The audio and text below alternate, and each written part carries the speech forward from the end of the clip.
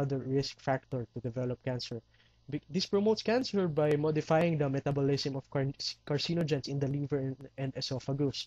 Thus, it increases the effectiveness of carcinogens in some tissues.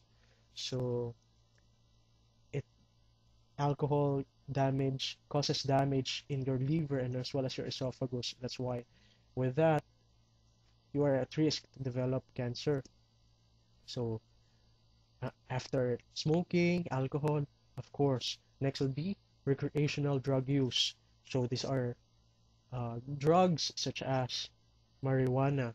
So how come this increases your risk to develop cancer? Marijuana, for example, is uh, uh, marijuana causes chromosomal damage. So in overtime and prolonged usage of marijuana or other drugs, this can cause or this could lead into a cancer-causing DNA, and then therefore leading to genetic mutations, and that's the beginning of your cancer. So as you can see, these three, tobacco, alcohol, and recreational drug use, these are part of your lifestyle, and this is very much modifiable. So as nurses, we should always educate our patient about this one. So another modifiable risk factor would be obesity or obesity. I don't know how to correctly pronounce this, but this is of course excessive body fat. This is linked to an increased risk of hormone-dependent cancers. This is because sex hormones are synthesized from fat, as we all know, right?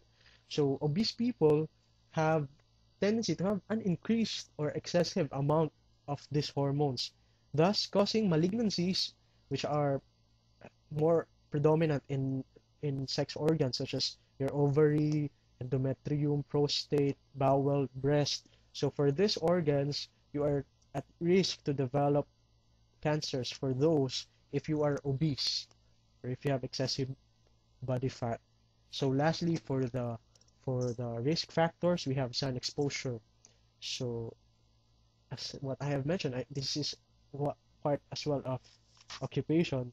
This is another uh, somewhat modifiable or non-modifiable, but you can, yeah, this is modifiable because you must know what is the proper time to expose yourself in the sun, right? So this is because before it was okay to bathe yourself under the sun, right? But these days, as the protective ozone layer thins, the the sun's ultraviolet radiation becomes more damaging to our skin. So if you are exposed to sunlight more often, just like what I have mentioned earlier, for those farmers and construction workers who are obliged to work at those times when the sun is really high, and at those times the ultraviolet radiation of the sun is really damaging to our skin, thus predisposing those individuals to develop cancers such as skin cancer. So those are for the risk factors of cancer.